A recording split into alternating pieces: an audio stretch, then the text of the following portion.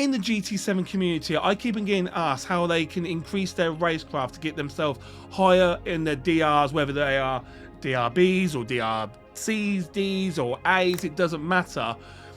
Here are 5 tips I can help you with that will get your DR ranking up and hopefully get it up to A or A+, where you want to be, to get some better clean racing.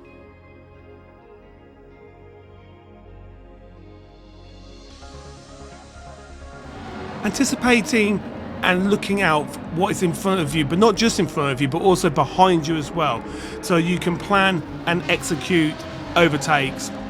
Can be a lot simpler and much easier than you think, except for just like say going in, diving in, push to pass, which I just, you know, just don't do that. Just don't do that, guys. You know, it is simply enough. You can do that without making any issues whatsoever. So for instance here, we've got this red NSX just here. He is going to make a tiny mistake, which is going to make me go up 2 positions. And as you see right here, as we're about to go into the left-hander, he has clipped the grass, which is then means he's going to reduce grip, and he's going to go, unfortunately, into the G70 beside him, which then pushes them too wide, and then straight away I overtake them. All I did was let off the accelerator a little bit just to get my corner, so I did not go into that crash. Now the next one here is this black Lamborghini. Sort of the same situation, and as we come and exit this corner, you know, a little bit up in front, and he goes 4 wheels onto the gravel trap, which you know means he's going to lose a lot of grip. So as we come down into the last 2 corners, I'm catching, and literally I thought, right, he's now got a half-second penalty, and now he's lost his back end due to losing the grip from before, which makes it an easy overtake for me to get past him. Then lastly, you've got Sparks, my friend Sparks, and the Dodge Viper up in front. So this one as well is, of course, plan ahead and seeing what they are about to do, which can make you get easy overtakes. So right behind Sparks I am here. I'm going to back off, and the next 2 corners are not the corners I would overtake on. But as you can see, the moment Sparks turned right into this sharp right-hander, I know his exit speed is going to be very slow. So instead of following him, I keep to my race line, and because I did that, you're going to see this. They collide, and then gives me an easy freebies, and then them 2 I don't have to worry about no more because they're well behind, and now I can focus on the Viper in front.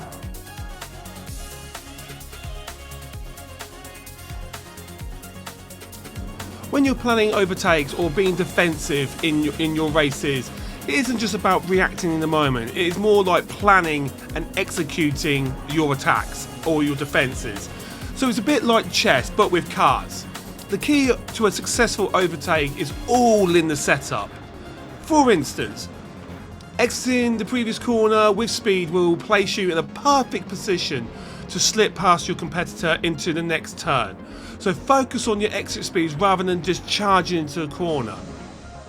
So for instance, at this last corner at Monza, I get dive bombed into this corner, but I'll just keep my cool, let him go shooting past me because he's going to have a very slow exit. And then there we go, I just re-overtake him down the main straight. Yes, he's got the slipstream, but he's going to struggle to get past me again. And there is sometimes that you're going to face someone who's going to be a bit dirty and, you know, a bit cheeky, as you can see right here. I'm in my defensive position while overtaking at the same time, but you can see he's trying to attack me, trying to unsettle the car. I ignore that and I go into the attack, straight into your defense to make sure I hold him off. But I'm going to give you another view of what happens here as well.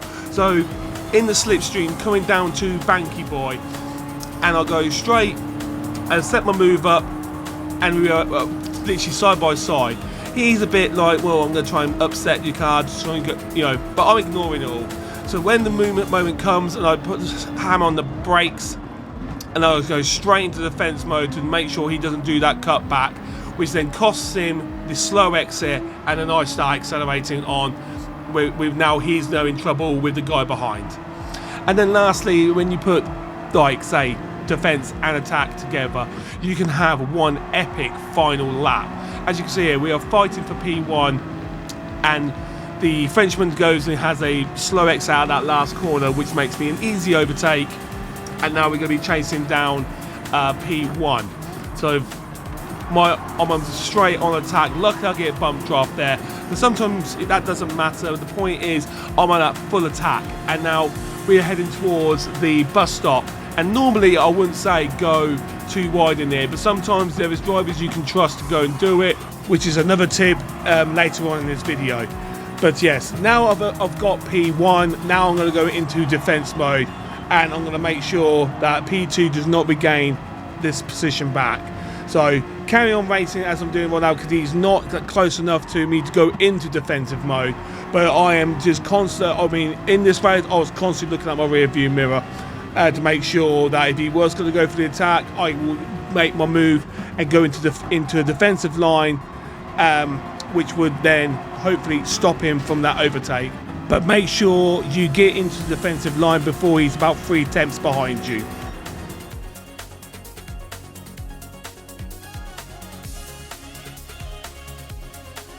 Picking your moments and being patient is a very vital thing to do in some races, especially this race, Deep Forest in reverse.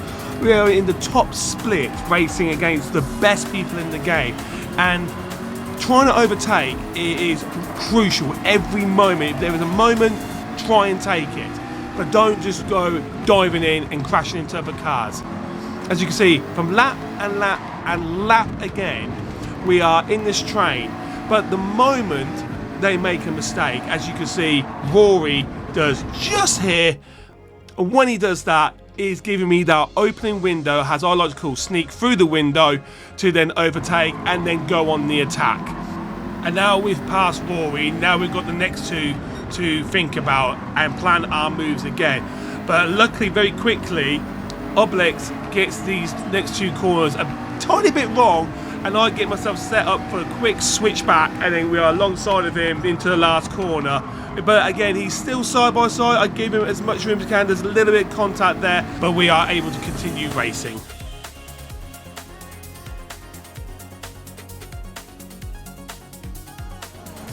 Understanding your rivals, even if they're good rivals, they're frenemies, it doesn't matter. But understanding how they drive, what cars they use, can help you adapt to the race as it goes along.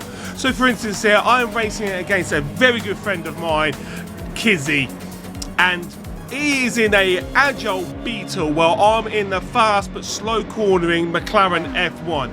So I have him on the straights pretty much every time, but when I'm in front, I've got to then make sure I'm defending my life against that Beetle, because it is so good in the corners.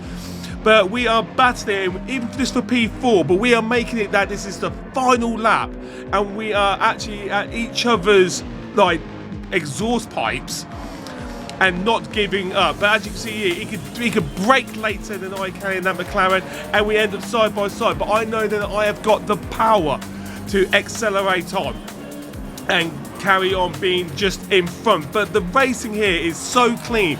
We so respect each other, and that is what racing is all about.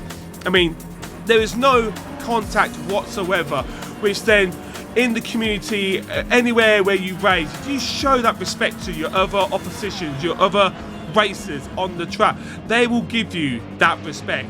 And if they don't, well, that's their loss, because obviously they do not know what the real meaning of racing is.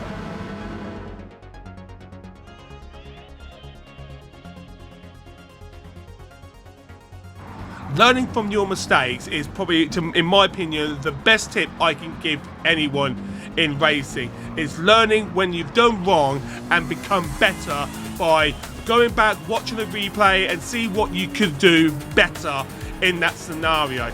As you can see in the videos, in front of you, you do your best to try and be respectful, but then there's people who just do that and give you no space whatsoever, and they'll just drive on like they've done nothing wrong. As you can see in this one as well, this one, He must have been blind or something, because I don't know how you can miss the GT out in front. He tries to go for strict, and then yeah, this hits me again, and then all that for nothing, you know. And he just drives on like he did nothing wrong. But some people are like that.